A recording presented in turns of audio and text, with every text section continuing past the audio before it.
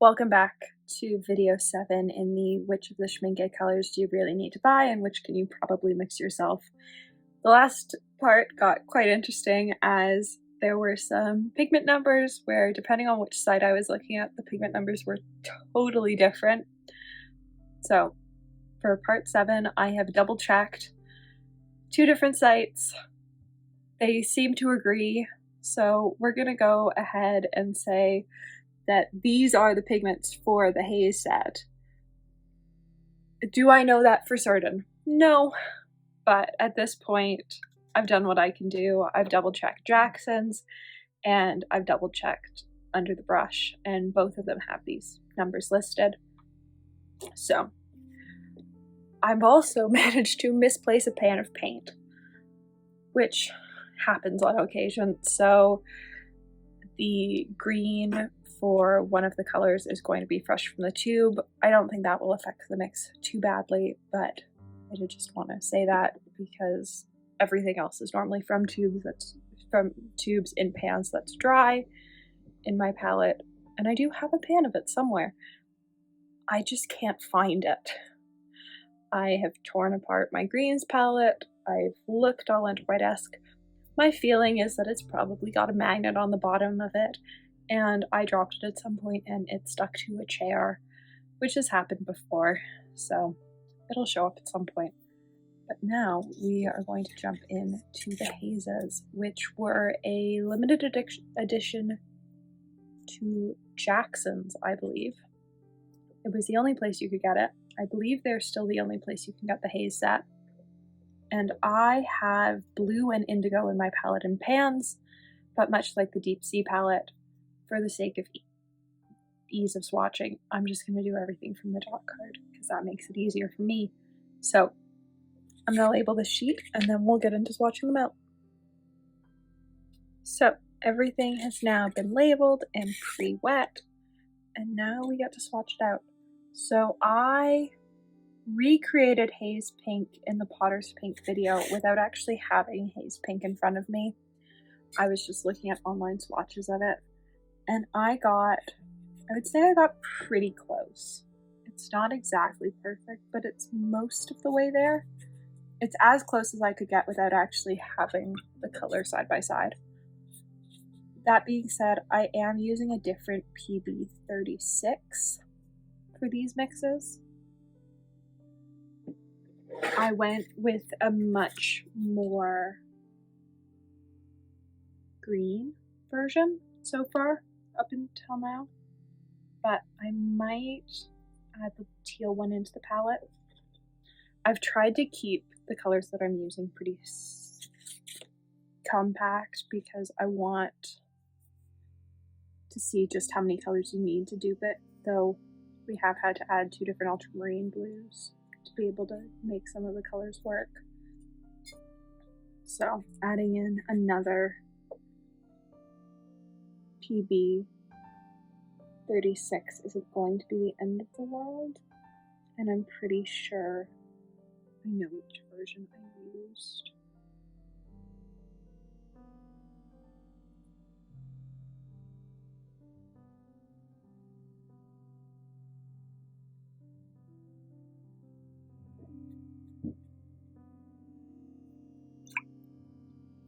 For the first set of mixes, I love Haze Blue. Haze Blue is actually in my palette already, and so is Haze Indigo.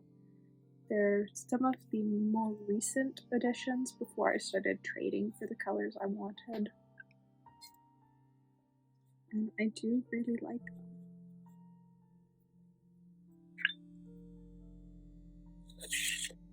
Haze Brown is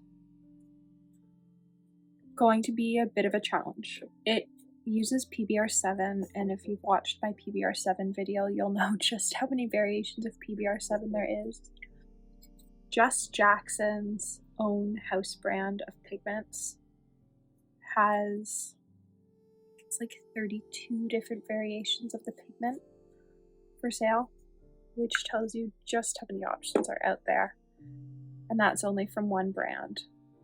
So there are lots of different options. I'm currently using the Roman Szmal Cyprus Raw Umber Deep, but that may change. I might need to go for one that's slightly darker, but it might also work, so we'll just see how it goes.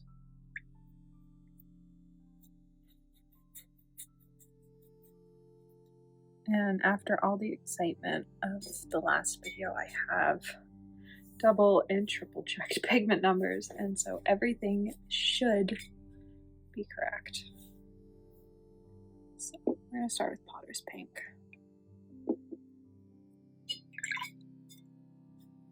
And then 36.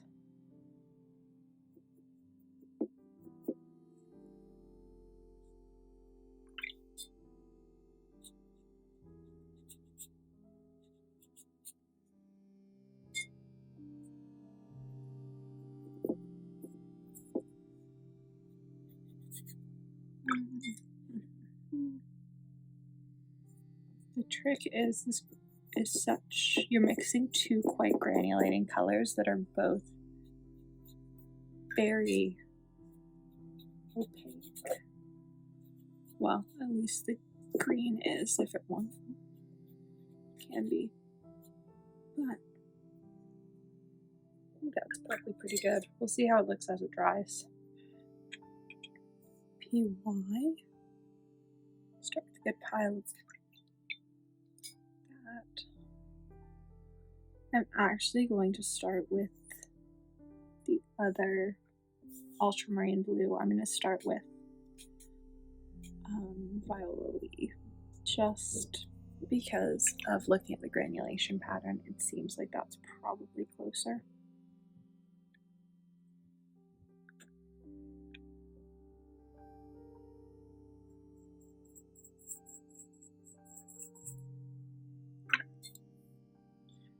Definitely.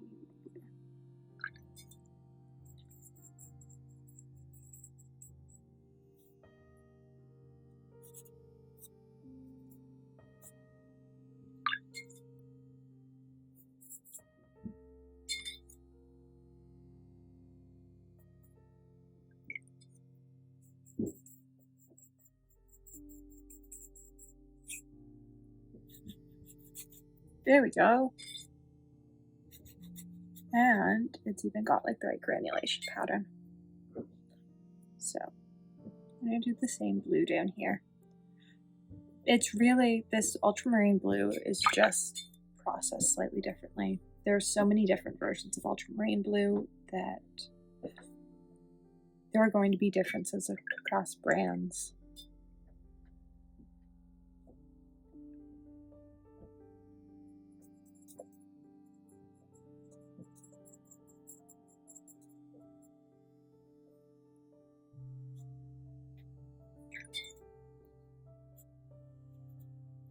Do this in one. I might have done this in one. Let's let that dry. Haze Brown. I'm not confident that this is the right brown. And I'm going to start saying that. It's potentially not dark enough.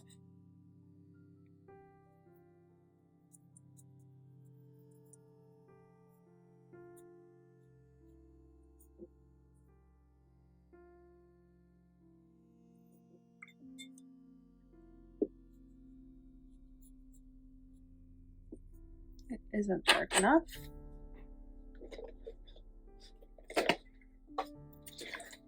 So, which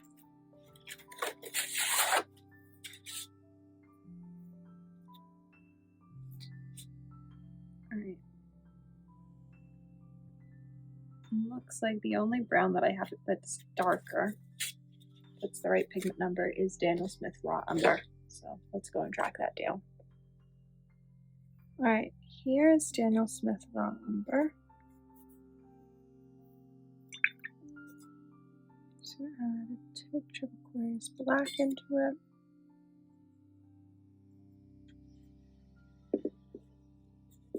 There we go. than that. Maybe not. It's closer. I will say that. We are definitely closer with the raw umber.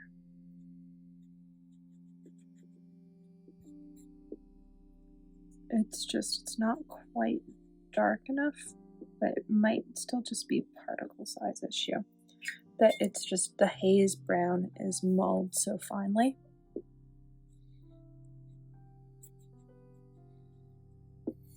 I will say though that the raw umber from Daniel Smith is definitely closer. So PG 36, which I didn't own, so I had to go out and buy this green.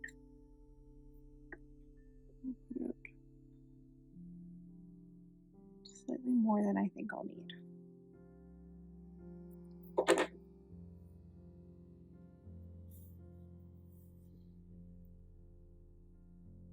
actually going to mix it here.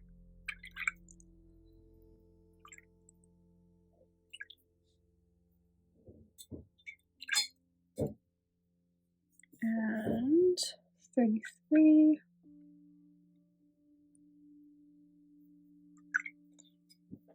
And then 11.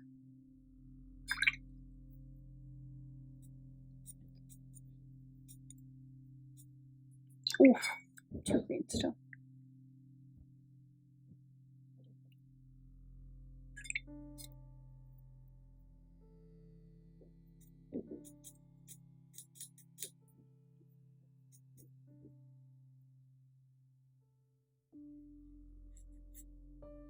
It's such a bright green that I really struggle with the fact that it's at the highest percentage. Because that's not it at all.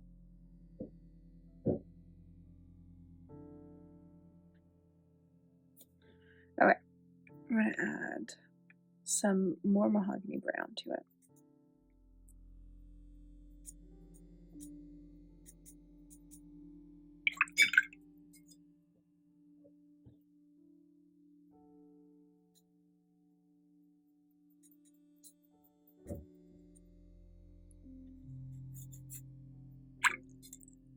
And now it's brown undertoned. So it's got the slightest tinge of a green undertone, but it's almost not there.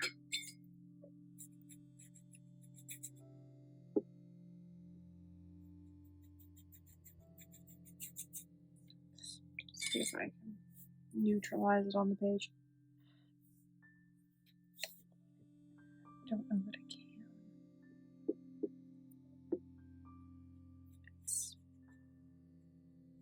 I wonder if this green comes in a less sort of neon shade.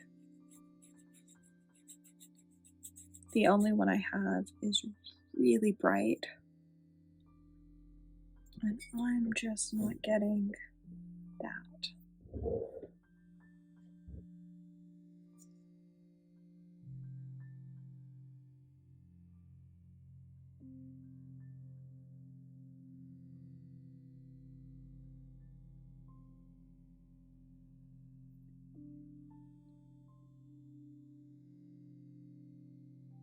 Yeah, I'm just not.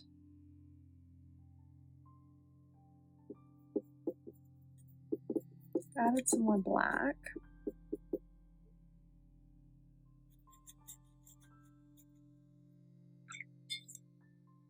It's such a pretty neutral black. I just can't neutralize it enough. So we used yellow ochre. I'm gonna let that dry. We might come back to it.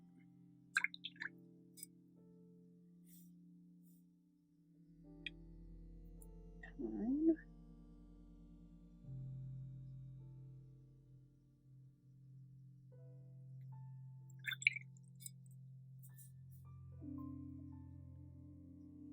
Nope, we only used lapis in this palette.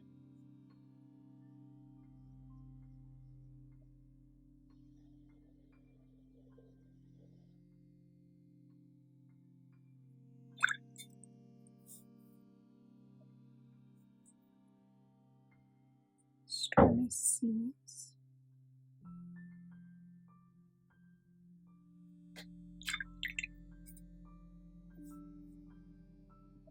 Haze Pink.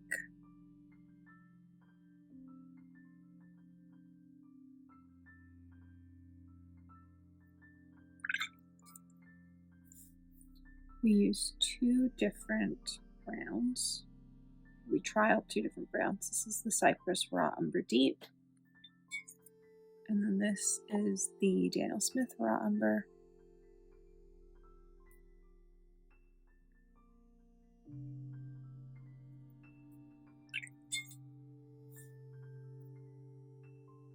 This is Mars Brown. Oh no, Mahogany Brown. This is Mahogany Brown. This is Aquarius Black, which is now developing a divot.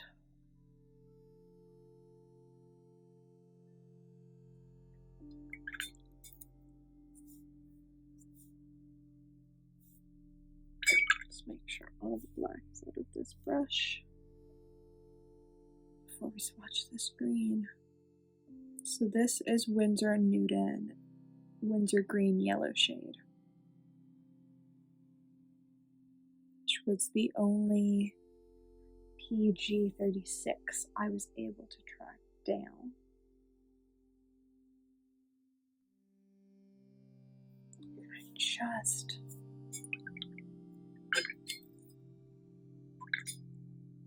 I can't get it right.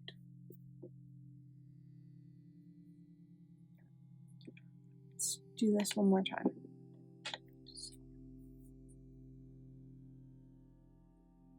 Some green. Some brown. And some black. The ratios are off, and I know that, but I'm wondering if it's because my green is so fluorescent.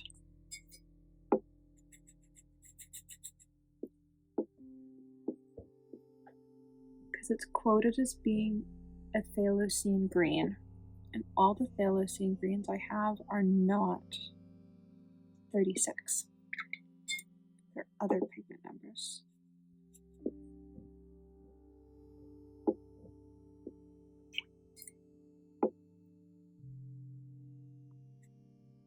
It's really just figuring out the right amount of the mahogany to neutralize it with. Is that it?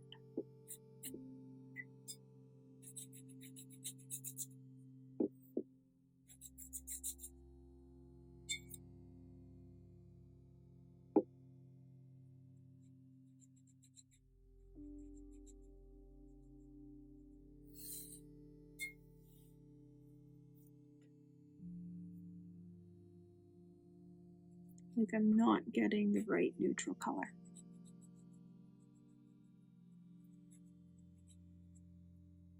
Alright, let's let that dry. So I would say that the pink, the blue, and the indigo you can definitely mix yourself. The other colors, the brown and the black, slightly harder. They're, especially this black. And I'm thinking this green is part of my problem.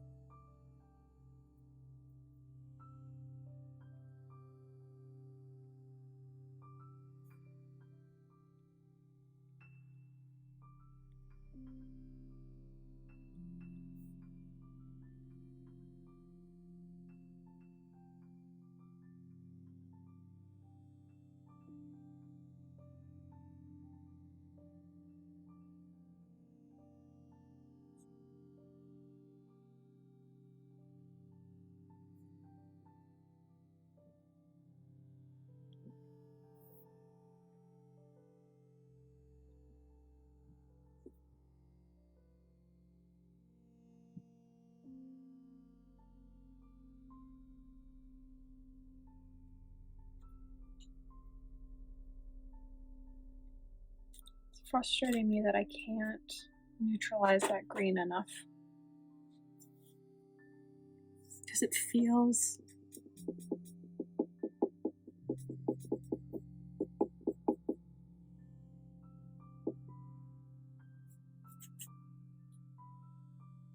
like it should be neutralizable. And it just doesn't seem to be.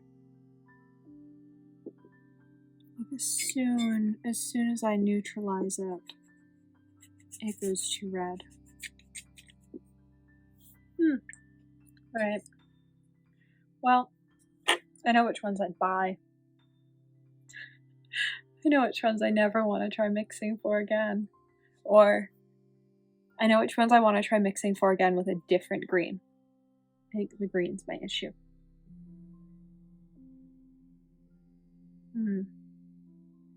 Learning every day.